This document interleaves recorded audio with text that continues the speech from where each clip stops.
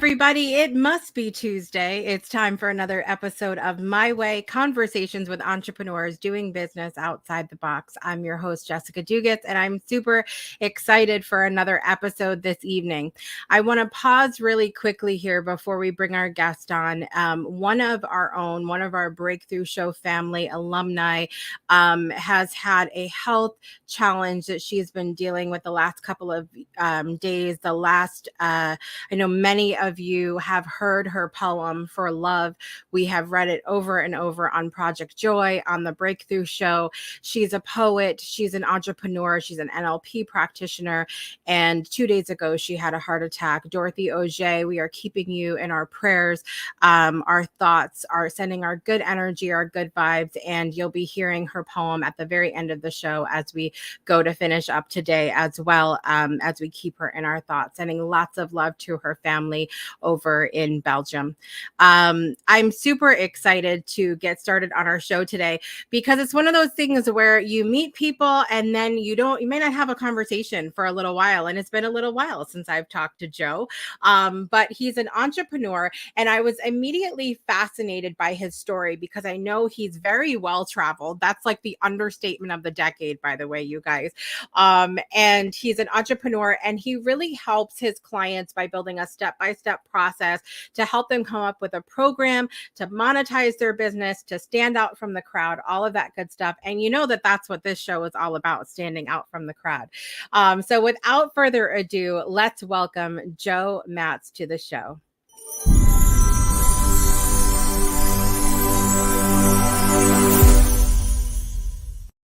Welcome, Joe. Hello, Jessica. It's so good to see you. It's good to see you too. I'm glad to finally sit down and have a conversation. Yes, it has been a while. It has. It has. And it's wild to me because, I wanted to do an entrepreneur series, specifically with people like yourself who have kind of done business their way and, gone out and done the things that people said, wait a minute, you can't do that. And you've done it anyway. And I was surprised how many people really resonated with that thought as well. And so we talked earlier in the year and filled up the whole season. We're almost to the end of the season now, so I'm glad to finally have this conversation. Let everybody know, Joe, where you're joining from in the world today, because I mentioned you're very well traveled. So where are you actually right now? So I am joining from Raleigh, North Carolina. I live in Raleigh, North Carolina with my wife, and I've been here almost 10 years. Love it. I love it. I drove through. I mentioned to you before the show, we just moved back to Connecticut from Alabama. I drove through Raleigh on the way up. That was a long drive, Joe. Yes. Well, that is a long drive. And I wish you would have stopped in Raleigh. It would have been great to see you here. And, there's some really nice things in this city. There are. I love to travel. I don't get to do it a lot because, I have 895 children. Not really, only 6, but it feels like that at times. I know that traveling has been a big part of your entrepreneur journey and your personal journey as well. Why does traveling inspire you so much? Like, what is it that makes you want to just go and visit these different places? Oh gosh, I don't know. I was born in New Jersey, and between New Jersey to the end of college, I went from New Jersey to Florida to Chicago to Boone, North Carolina, back to New Jersey to New Hampshire to New Jersey to North Carolina, and then I was overseas. And there was a lot of moving around ever since I was young. I've never been afraid to travel. And throughout the years, before I moved internationally, I had been internationally for skiing trips. Interesting. Went to Europe for skiing. When I was in college, I spent 4 months in England. I did a semester in England. And traveling just became a part of life for me. So now, was anybody like in your family, like, did they travel a lot? Like, where did you get that bug to travel, I guess?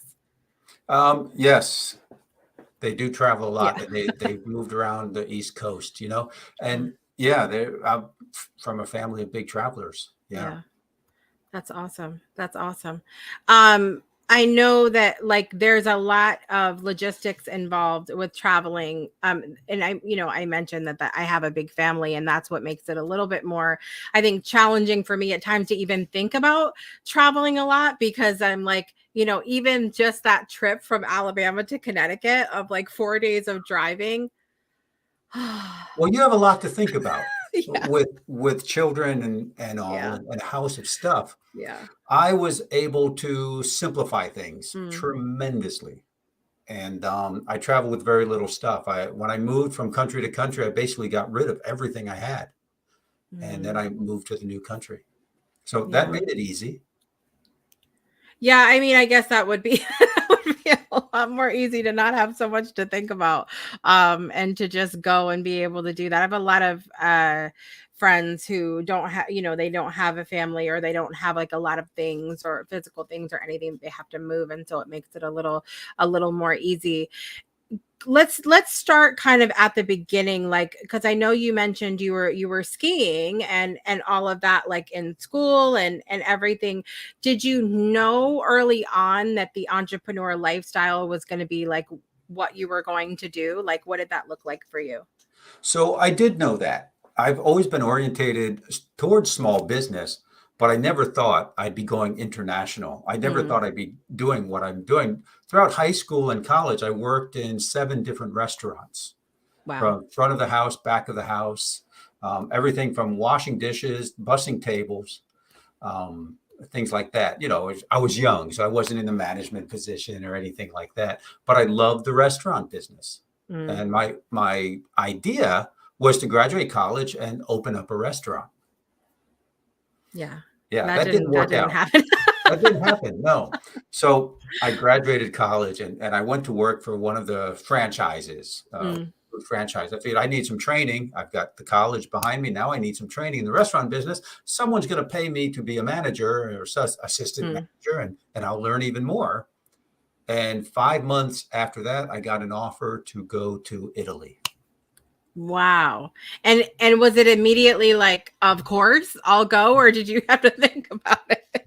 Yeah, it took a few minutes, literally, because I didn't have anything here. Yeah. I did have a girlfriend. I had a car. I had a Yeah. place to live, and I had a job. But those things you can replace. And Right. so my thought was this, Jessica: if I don't go now, when will I ever again have the chance Mm, to go?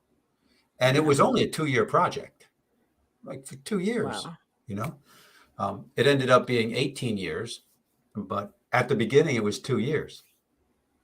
Yeah, I mean, I would imagine, like, I want to kind of fast forward and then we'll backtrack for a minute. Do you have any regrets about that time? Because it seems like you're the kind of guy that, like, you get that offer and it's like, if you don't do it now, that, like you said, that's going to be it. Like, do you have anything where you're like, man, I wish I would have chosen differently, or do you feel good about choosing the way that you do in that way? No, I feel very good about Yeah. choosing that. And I know there's an opportunity cost to everything. Mm, And what I did miss out on, Jessica, are folks who have lived in the same location and they know the same people, the same roads, the same businesses yeah. for 20, 30, 40, 50 years. And they've had friends from every once in a while. I meet someone who's my age who has a friend from kindergarten. Yeah. And I missed out on that.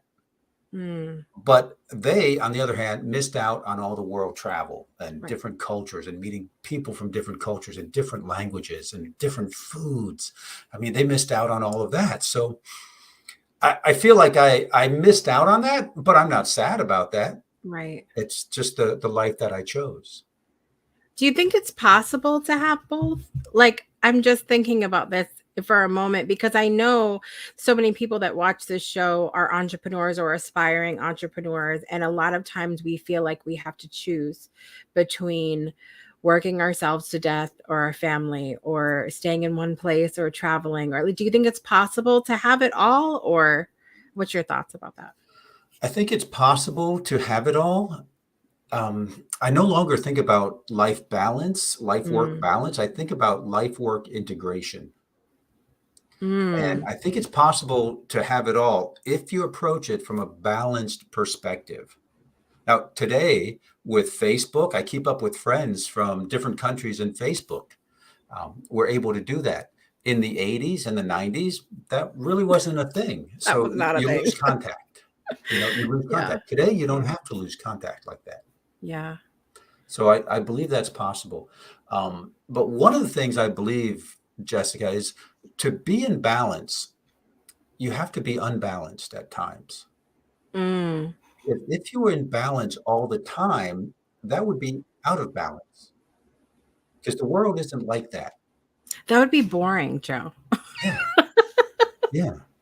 Yeah. I mean, even the universe, you have stars exploding and stars being Mm. born. They're not in balance. They're burning, energy like crazy. And then and they're changing. The stars are changing and they're not always in balance. Mm. Right. So we can be in balance as long as we're willing to put up with moments of time, which may last a very long time, of imbalance. Yeah. Does that make sense? Yeah, absolutely. It's interesting too because I literally I'm always blown away by our shows here on the Breakthrough Show Network because it's always perfect timing for me. I don't know about anybody else, but like I was talking about this earlier today, and I was having a conversation with someone about hate versus love, and just a a rabbit hole conversation, if you will. And I said, on my journey, I don't believe that you can fight hate with hate. I uh, fairly recently in the last several years have been, you know, had a realization that I need to, for me, focus on the joy, the love, and spreading that message. But I also, at the same time, realize that that's not everybody else's journey. Like that there's other sides to things, there's other perspectives, there are people that are here to stir the pot, there are people that are here to do different things. And so I love what you're saying about the balance, but also being comfortable with the imbalance, being comfortable with the contrast. I think that's so important. And we're not, it's not, I don't think it's second nature to us to be comfortable when things are uncomfortable, right? Yeah, now that's tough to be comfortable Yeah. in uncomfortable situations. Well, they're called uncomfortable situations for a reason, right? Yeah, But when you look absolutely. back, you see that it's all part of the journey, Mm, and it's what makes you you. yeah, absolutely. Well, you were doing you got the job in Italy, and you're doing the restaurant thing. Like, so tell us how things kind of moved along from there. Yeah, so I went to Italy, and I eventually became the sales lead in Italy.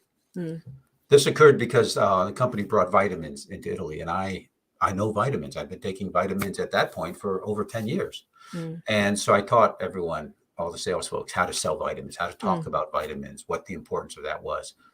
When the firm wanted to go, so 5 years later, they wanted to expand to South America. They asked me to go to South America. I went to Brazil. I got married in June, took a couple months off, and in August, I found myself in Brazil, not knowing anyone, not knowing how to operate there, not knowing the language. It was really funny because we made reservations. We were looking for a long-term stay hotel, because we were going there and then we'd find a place to live, but we needed a place to stay. In between there, we found this place in downtown, pretty much downtown Sao Paulo, Brazil. And we're walking around during the daytime, and there's a lot of massage places. And we're like, wow, there's another one. And these Brazilians, they really like their massages. Well, at night, when the red lights came on, we mm. realized what they meant by massage places. So we found a place to live pretty quickly Uh-huh. and moved out. Yeah. Yeah. Yeah. That's wild.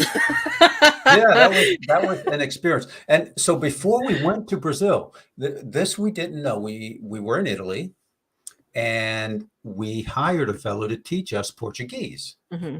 A few times a week, and we studied. But what we didn't know, he was from northern Brazil, and he Ah, had an accent from northern Brazil. Where we moved was southern Brazil. uh-oh. It was a big difference. Yeah. We had a foundation barely, but that was about it. But Yeah. fortunately, Portuguese and Italian are pretty similar. So we were able to operate speaking, and understanding about half of what people said. That was a fun challenge as I Yeah. look back. As you look back in the moment, maybe not so fun per Yes. se. It's funny, I want to kind of blur the lines a little bit here because we've been doing on the Breakthrough Show a series called Breakthroughs Around the World, and my goal with that show has been to sort of smash ideas of the camps that we put people in. And one of the biggest things is like, we'll say, okay, I'm American, or I'm Italian, or I'm, from Portugal, or I'm, whatever it is. And we say we're those things, but I've had a couple people on. I had a couple different people on from Japan, and I had a couple different people on from India, and they're so different because they're from such different places. And it's like this thing that we know people and places are different. Consciously we know that, but in the back of our minds we still are lumping people and places together as like, this is how they are. And I think the biggest thing that I've learned in this series has just been like, none of that even matters. Like, we're all individual human beings. And like, how has that experience of traveling all these different places maybe changed your perspective on the world or on humans, if at all? I'm not sure it changed. It more evolved. Mm, Um, you know, the way my mind works, I see similarities. yeah. And what I found by traveling internationally and getting involved with the cultures there, people are pretty much the same in the fundamental importance. Mm, Everyone wants to do well. Everyone wants to be comfortable. They want the best for their children. They love their children. Everyone likes to eat good food. mhm. Yeah. People want to be secure. They want to feel safe. They want to feel productive. Um, and that is all similar. They want to be with their friends. They want to be able to relax. I get tired sometimes in the afternoon, and so do Brazilians, and so Yeah. do Italians, and they take a siesta down there, right? Yeah. I mean, that's all the same. Yeah. That's all the same. We might go about it differently. We might have different paths or different ways to achieve that. Yeah. But I think that's what people want all over the world. And I've been fortunate to meet people who we resonate like that. Mm, And I think most people do. If you look at that fundamental stuff, and there are differences, and we should yeah. celebrate those differences. Yes. I mean, Yes. in Brazil, my children were born in Brazil, and they can dance. They can because they grew up in that culture, and it's a wonderful culture of dance and being happy. The Brazilians they're Yeah. such great people, as are the Italians. No. And they've been in Italy and they played soccer. Everybody plays soccer. Well, everybody. That's oh no, I'm categorizing people. But Yeah. so many people grow up with the ball between their feet and they're kicking the Yeah. ball and playing soccer, and it's just natural. And that should be celebrated, Mhm. right? I think that's great. The food. Oh my gosh, I could talk for an hour about the I food know. in different We places. get listen, my family came here from Sicily, and I could tell you about the food. I was very Oh blessed in the family I grew up in. So I want to say hi really quickly. Miss Brittany's joining us. Donnell is here this evening, and also Sylvia is going to be back on the Sylvia, let me tell you about Sylvia. She watches our shows like at 2 a.m. every night. Like all of them on the replay. I love her. Um how has the like, because I can tell that it's sort of like you said, not necessarily changed you, but how like evolved into something as far as the travel personally. How has the travel affected you in a business sense? How do you feel that things would be different for you as an entrepreneur if you weren't as well traveled as you are?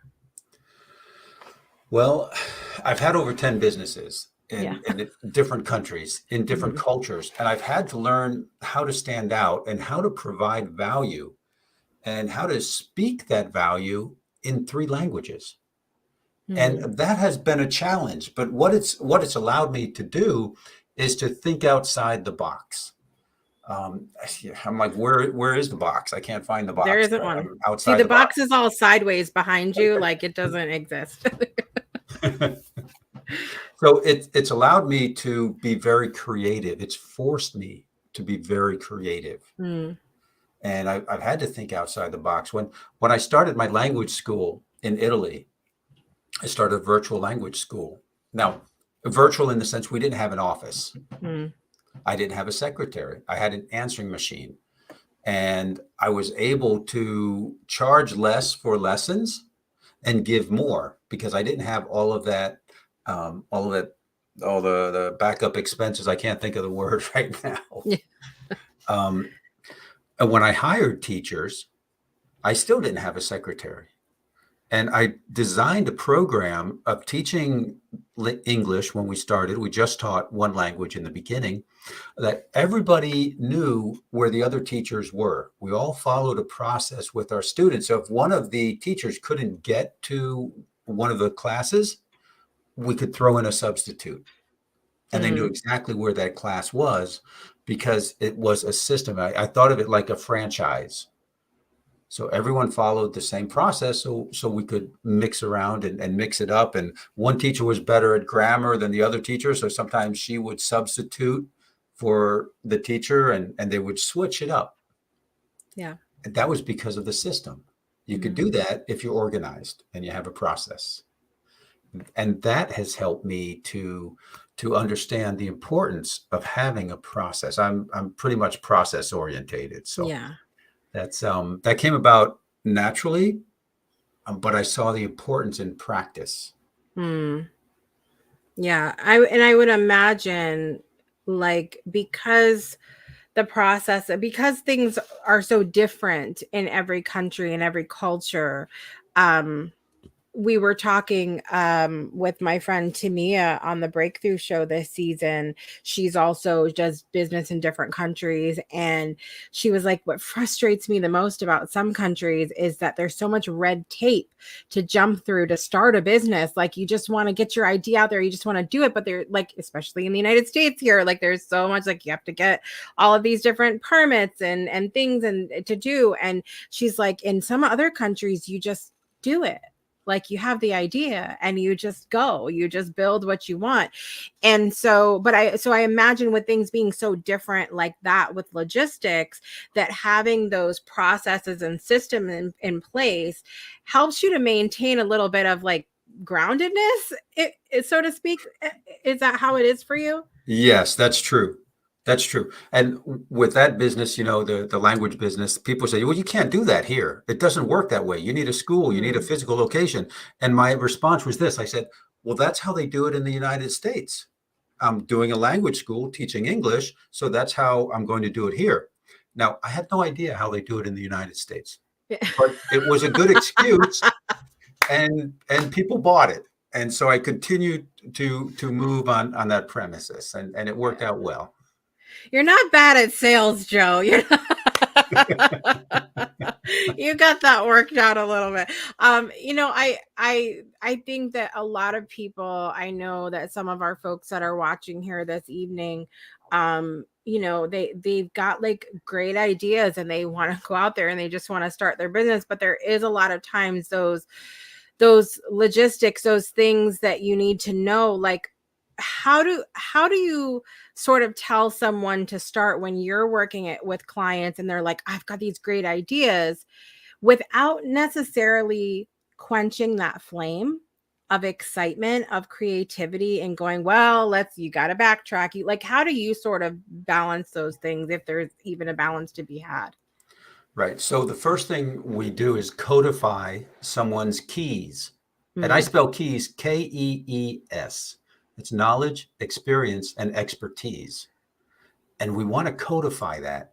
And then we want to find out where that's valuable. Who has the problem that your knowledge, experience, and expertise can solve? So all of the red tape and everything, I don't get involved with that. Um, I know enough to be dangerous, so I Mm. try to stay away from it.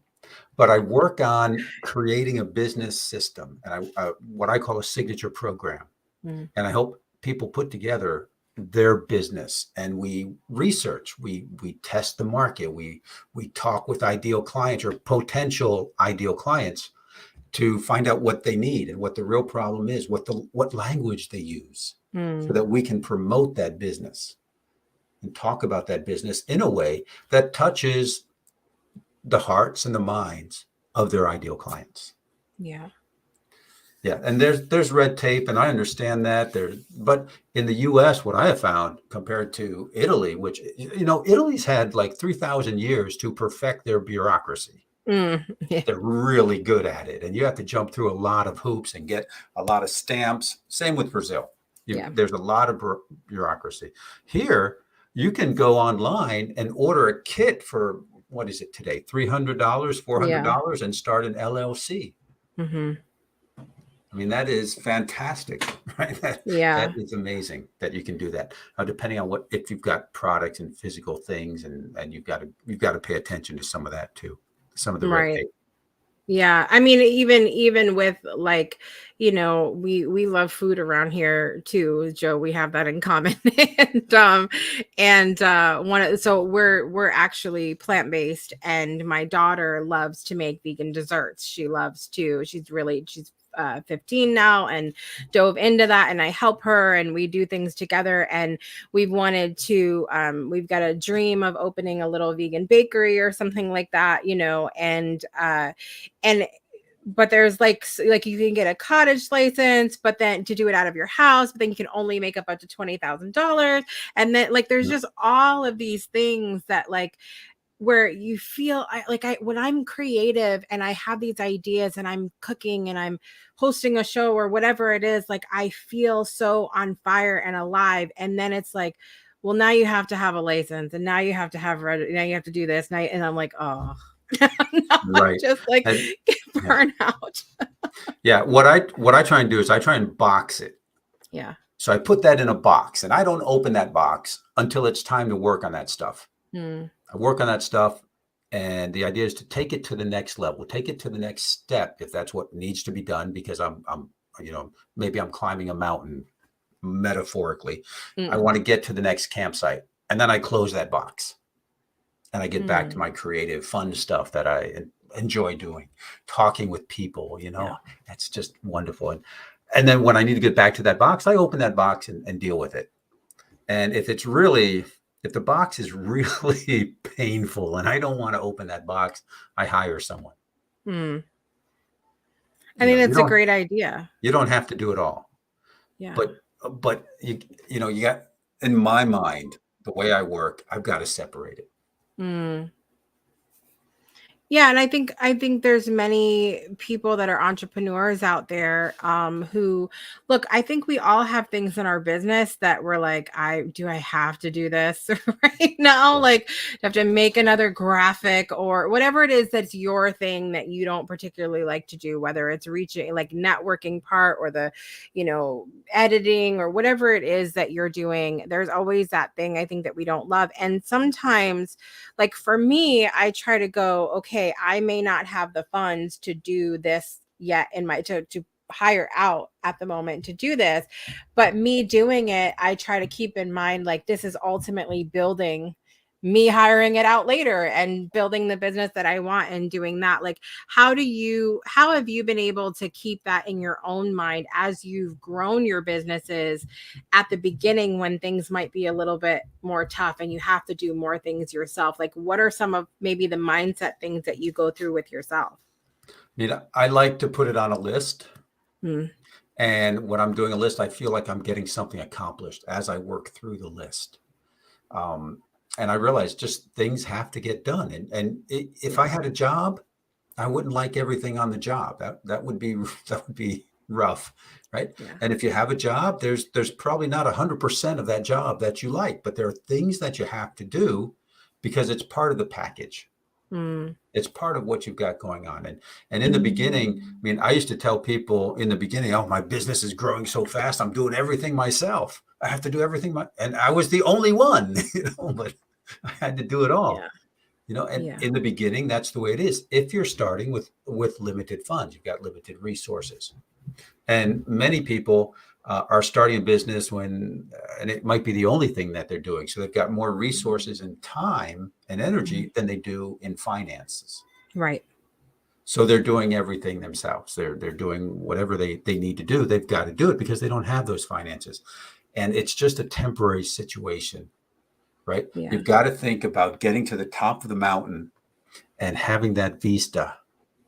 The view is much better from the top of the mountain than it is in the valley. Yeah. So you keep your eye on the prize up there, but keep your focus on the next step. Yeah.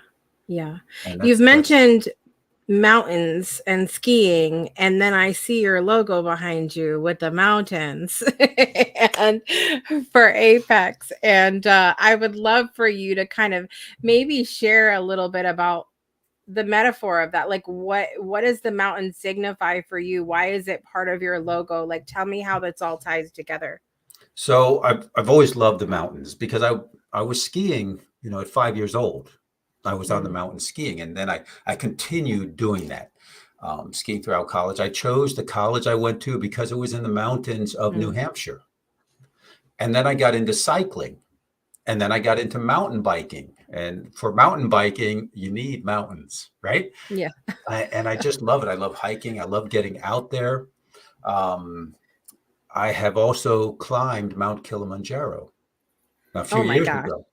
Yeah, a few years ago. And, I'm not a mountain climber in the sense of mountain climber. I'm a hiker, I'm a walker, I'm a cyclist, but not a mountain climber. Right. And that was an amazing experience in Africa, climbing to the tallest mountain in Africa.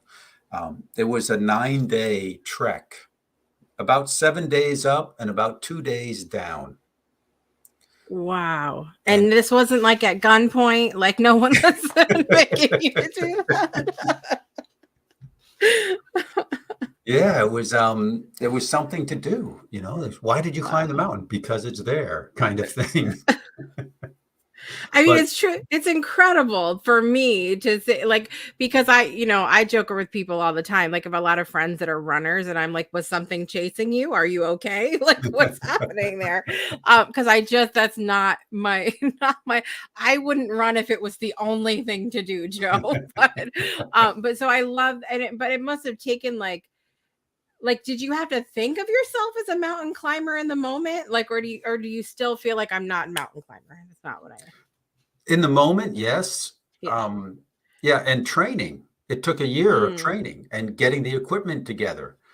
I had a lot of equipment because I'm a hiker and I love to go out in the woods with my hammock and a couple of days of food, and I'm fine. I don't even bring a tent anymore, just my hammock. Yeah.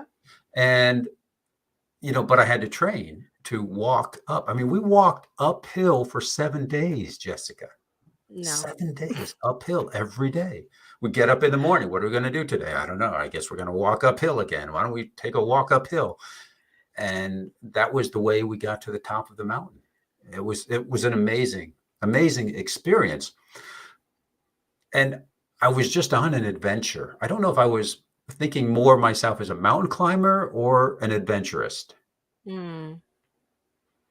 Yeah. And it was, I always had to think about the top of the mountain. And there was a lot of parallels with business from the inspiration. Can we climb the mountain? Should we climb the mountain? Who's climbed the mountain before? What can we learn from them? How are we going to prepare to climb the mountain? What do we need in our packs to climb the mountain? And who can tell us? Who can help us? We found a company and we had a guide. In fact, there were 8 climbers and 46 team members, apart from the 8 climbers, 46 team members who helped us get up the mountain. It took 46 people to get 8 of us to the top of the mountain because there's so much to bring. I mean, it was like a little village moving up the mountain one day at a time. That's incredible. Absolutely amazing. And we had a great guide, and we had a fellow who was his only job was to carry the oxygen tanks, and he was certified as a mountain medicine, not a medicine man, but a medical person Yeah. on the mountain. We had people who carried the food. We had people who carried our tents. We had a lot of help to get up the mountain, and Yeah. it was great teamwork, and it was amazing watching their organization, at 15,000, 16,000, 17,000 feet above sea level. And these guys were amazing, in amazing shape. And we couldn't have done it without them. It's amazing though to me that you recognize that as well, because I think sometimes I'll speak for myself. There have been moments of my life where I have felt not important, not insignificant or whatever in the moment. And I've recognized on my own personal journey that it is important for me to feel useful, to feel like I'm helping, I'm doing something that's important for me. And so I think, like, you can look at someone and imagine talking to someone and they say, well, I carry food up the mountain for people who are climbing the mountain. And you might think in the moment, like, okay, like, what kind of job is that? But then thinking about the journey that you took, and wow, that really was an important job. It was a mission, if you will, to help you guys, keep you alive on the way up there, right? Yeah. Yeah, it certainly was. And our main guide, he loves the mountains. He was, after our group went up the mountain, he took us up and down and everything. He said, nah, I'm going to take a break and go on the mountain for 3 days. I'm like, what? You just came off the mountain. He loved the mountains. Yeah. And he's able to make a living being on the mountain. And he loves it. Imagine that, loving and doing what you love. And he loved it. And I had a guy who helped me, and he carried, so we each had a person who carried our bedding, because we could only carry 22 pounds. And between the clothes and everything that you need on the mountain, 22 pounds isn't much. So we had a guy who would be like responsible for our bedding, our mats, and things like that. His name was Gideon. Gideon didn't speak any English. And the first day I get to camp and I'm taking off my boots, and Gideon comes over, and Gideon grabs my boots, and he helps. The second day he helped me untie the boots, and he'd take them and he'd clean them. I'm like, man, Gideon, that's just too much. You don't need to do that stuff. And then I started thinking, hey, this is really nice. He's really helping me here. That's amazing. Yeah, That's amazing. It was amazing. And Gideon and I became friends. We didn't speak much, but we used a lot of sign language. That's fantastic. It's fantastic. I know that being unique is something apart, like, of what you teach your platform about who you are, and teaching that to your clients, and why that's important for them in getting more sales and growing their business. And that's obviously what this show about is doing things your way, being unique and being different, and not being afraid to do that.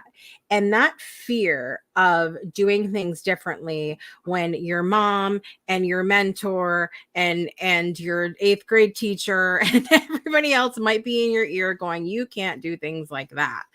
Like, it can be hard to move forward anyway, to go with what you feel is the right thing to do, to grow your business how you see it. How do you address that at all with your clients, the fears that they might have of going, like, I'm not sure I can do this when everybody's telling me this is not how it's supposed to be done? Yes, certainly. And what we look for are little wins to help you along the way. And I'm a big fan of dipping your toe in the water, and you check the temperature. So what we do, we look for reaffirming wins, and they can be small, and they could be, participating in a show. I remember interviewing someone on my podcast. She had never been interviewed before. She was nervous about being on camera. Yeah. And it was like, let's just take the first step. Let's practice for a few minutes, and then we'll go live. And it was very nice, and she really felt like she accomplished something. But we started small like that. And sometimes you need to start small and get those wins, so you're going in the right place. Yeah. I mean, in my program, one of the important things we do is a lot of research to test the idea, to validate the idea. And, that is so normal in the world. People don't think about that. There are companies on Fifth Avenue, New York, that charge millions of dollars to large companies to do their marketing. And what do? They do A/B testing. If they really knew what they were doing, they wouldn't do A/B testing. They would know. They're being paid millions of dollars. They should know. Why are they doing the A/B testing? Well, that's a joke because they're always testing. Even the large food franchises, they have typical cities in the US where they will launch a product Right. and see if it goes because they don't know. So who are we without those $1 million budgets? How are we going to know? And that's why we've got to do research. We've got to do some test marketing. And that's a big part of my program. Can we break down this research part for just a moment here? Because I'm going to call somebody, I'm going to hurt somebody's feelings, and I'm sorry. But what it is sometimes, we have an idea and then we put it like on a post on our Facebook page. And when people don't like, that's our idea of research. I'm going to put it on a post on my Facebook page. And then when people don't respond, we're like, oh, that's not going to work. Like, can we talk about what you mean by research? Because my train of thought is like, maybe they're not your ideal client, your mom and your grandma and your 8th grade teacher and whoever else is on your Facebook page. Yeah, so those are the people you don't want to do research with. And there's 2 reasons for that. Yeah. They've known you since you were a little crying baby, they've seen you make all those mistakes when you were young. The other reason is they don't want to hurt your ego. So whatever idea you have, mom's going to love that because mom loves you. So she doesn't want to hurt your ego. She doesn't want to hurt you. Yeah. Right. And you got uncles and aunts and siblings, and everyone wants to support you. And they think by supporting you, there's a good idea. Joe, that's a great idea. When really what they're thinking is, what is he thinking? Yeah. So, yeah, you don't want to use your family as research. Now, I've got family members that I use to bounce ideas off. I do. And my sister, I'll say, hey, am I thinking right on this issue? Am I thinking right? And that's been a tremendous help. But when I'm talking about business ideas, I'm out there on Facebook and LinkedIn and contacts that I know and networking groups and breakout groups and the Zoom meetings and talking about things and seeing how they land. And doing an interview with someone, hey, I've got this idea. I'd love to bounce this off you and see what you think.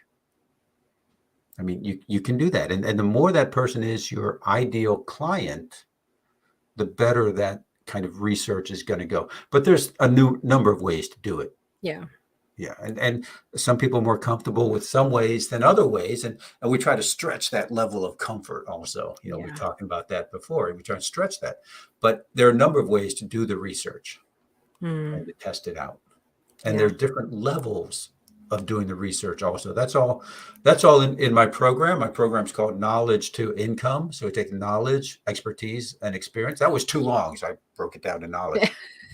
Knowledge to income. Yeah. Yeah. I love that though. I mean, I wanted to address that because I know it's something that I have done. And whereas I mentioned I have a big Italian family that are very like, they're very personal, but also impersonal at the same time. And so like, if I put it on, they're going to be like, oh, there's just Jessica again. We'll just scroll by. Like, it's not. So when you don't get a response, it's like, is this the right thing to do? Am I failing? But no, like, you're just not talking to the right people. You're just not running it by the people. And so I think it's important. We've talked about this on other shows on the network before too, of compartmentalizing a little bit in relationships where when it comes to business, where like my husband and I are in completely different lines of work. So if he starts talking to me about finance, my face will just glaze right over. I am not the person to talk about that with, honey. It's just not gonna work. So I think that's good. Tell me a little bit about what's going on in your business right now. What are you working on? What are you most passionate about helping people with in this moment? Yeah. So what I have going on now, I'm doing a couple of live events coming up. One is a LinkedIn audio event. I'm doing a couple of Zooms towards the end of the month. And what I'm doing in these is I'm taking the knowledge to income roadmap, and we're talking about that for an hour. And we're going to do a little bit of real work on it. And real work, I mean like in a work type session. And there's my website streaming across in purple. That's awesome. And if you go there, there's a tab that says events. So you can learn about me and the business. And if you go to events, you'll see the various events that I have going on this month. And they're free events. Not all of them, but a lot of them are free. And you can go there and we'll talk about creating your signature program to attract your ideal clients. Right. And so that's what I've got going on. And then eventually, next year, I'm going to have a full program. We're going to take people from A to Z in that program to create the signature program, something they can be known for and market. And it's a cure. Jessica, I had an image today on Facebook. I like making memes. We gotta stay relevant with the times, Joe. Yes. So I make the memes, and it was about overwhelm and shiny object syndrome. And I know so many entrepreneurs that they get these offers in their emails. Yes. Some of us suffer from it more than others. They get these offers in their emails and they see there's things and it's, oh, that looks great. I don't want to miss out. I better do that. Oh, there's another one that looks great. I better take that in. And of course they look great. People are paid lots of money to make them look great. But you've got to focus where you are, right? You've got to find a path and find a system that is going to help you get up the mountain. Right? Get up your personal mountain. You've got to follow that path. And the signature program, once you figure that out, we do that pretty early in the program.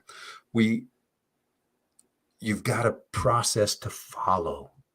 It gets rid of all of that external stuff so that you can focus on your path and get your program up and running and do what you need to do without all of that distraction.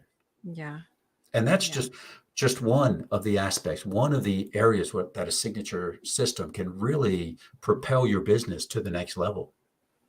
Yeah, I love that. I want to ask you this really quickly about a signature program. I've seen some before where people market coming up with a signature program and they're like coming up with your first $10,000 program. And for a new entrepreneur, sometimes hearing that, this has been my experience as well. You're like, that's like, it kind of takes you back and it's intimidating. And it's something that, like, I'm not saying that nobody can do it because I've seen people do it, but for so many of us, it feels intimidating. It feels like that's not even the market that I want to reach. That's might not be who they want to go towards. So do you customize that really to people, for different people, or are you looking for specifically that person who wants to make like the $10,000 program? The eventual goal for many people is to have that $10,000 program. In the system, knowledge to income, we start with smaller goals. Let's get a $200, $500 program out there, maybe a $2,000 program. But let's get something that people want. Let's not, we don't need all, we don't want all that hype. And Yeah. how many offers do you see is, get 10,000 people on your list in 30 days and things like that? That's not my program. Yeah. If you can do that, that's awesome. That's fantastic. Building a business, a solid business that's going to last in time takes time. Yeah. Now, it doesn't have to take years, but I don't think you can do it in 21 days, 30 Mm. days, unless you have a whole lot in your background that you're coming to do that, right? Like tomorrow, I could leave this house with my hammock and stuff in my backpack, and I could be gone for 4 days. The reason I can do that is because I've done that for years. Right. I have the stuff here. I know what I need. But if you're starting from zero, oh my gosh, you've got to go buy all this stuff. You've got to train. You've got to learn how to set up the tent or the hammock and get that backpacks and get in there and how much food you need, how many calories do you need to keep going, all of that. So what I'm saying is you can do that if you've got something in the background, if you've been doing things, if you've got a business, if you've been running with it, and now you're going to take it to the next level. Yeah. In my program, that's a goal for many people, but that's not the starting goal. We've got steps along the way. And again, Jessica, that's why I use the mountain metaphor. Mm. The goal was to get to lunch. Yeah. And then the goal was to get to camp. Yeah. As we kept our eyes on the trail, right? Most of the time we focused on what was right in front of us. So we didn't trip, fall, stumble. But a little bit of time we were looking up the mountain to see where we were going and looking at the beautiful views behind us. But most of the time we were focused on the tasks that needed to be done to get us there. I love it. And the way that you've shared this, Joe, I think is so important.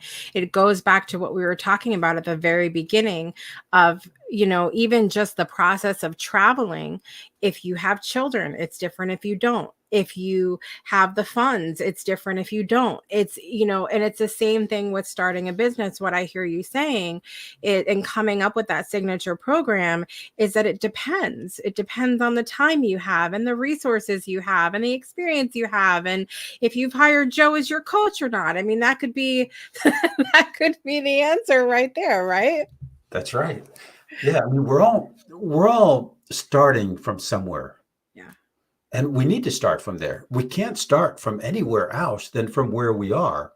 And a lot of times the people, you get your email gets filled up like my email, right? Mm-hmm. And we see these people they're traveling the world, they've got the Ferrari, and it just life looks wonderful. And we're like, well, that's what we want. They're saying I could have that in 30 days. Did they take 30 days to get there? Mm-hmm. I wonder. Sometimes we look at where people have arrived and we forget the journey that they had to undertake to get there. And we might want what they have. We might want those things. But let's realize, how many years did it take them to get there? Yeah. Yeah, so important. So many good lessons here tonight. I hope you guys have been taking notes. We want you to visit Joe's website, which is scrolling down below there, apex-able.com. Go check that out. One of the last questions that I like to ask our guest, Joe, is if someone's watching right now who's saying, look, like it sounds good to do a business the way that I want to, but I just don't know if I can do it. I hear people telling me I can't. I don't know how I can move forward. What would you say to that person right now to maybe give them a little inspiration? I would say lots of people have done it before you. Lots of people have started where you are today. They've even started with less than what you have today, and they've made it work. So I believe if they can do it, you can do it. Let's figure out how you can do that your way, your unique way, starting where you are, and let's go from there. I love it. I love it.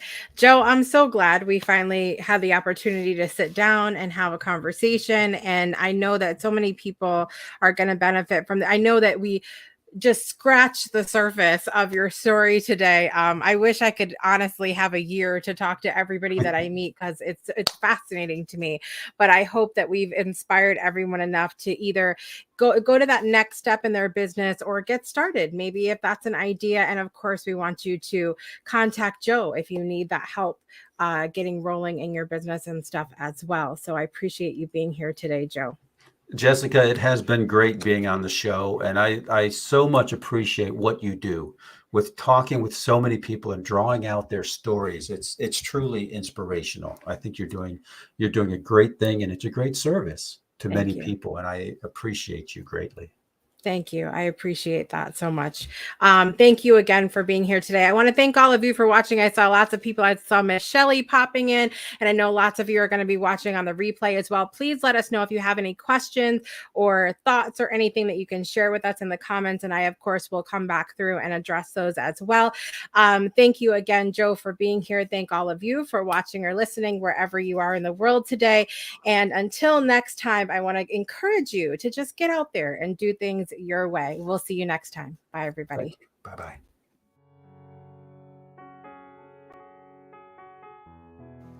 I shall stand for love, even with a broken soul, even with a heavy heart. I shall stand for love, for the world is wounded, not just my little piece of land, where I am mostly safe, where I am mostly well, but our world, everywhere, every day. I shall stand for love, because we need more light, not more death, not more power, not more bombs. I shall stand for love, so that our children are safe, so that our friends are sheltered, so that our borders are open. I shall stand for love, even with a broken soul, even with a heavy heart.